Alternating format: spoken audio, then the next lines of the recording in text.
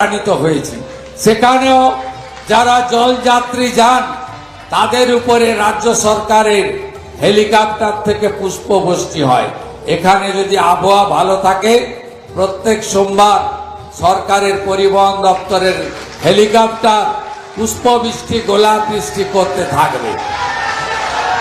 এই বাংলা শুধুমাত্র সাংস্কৃতিক জাগরণের কেন্দ্র নয়, এই বাংলা আধ্যাত্মিক চেতনার এক জাগ্রত ভূমি।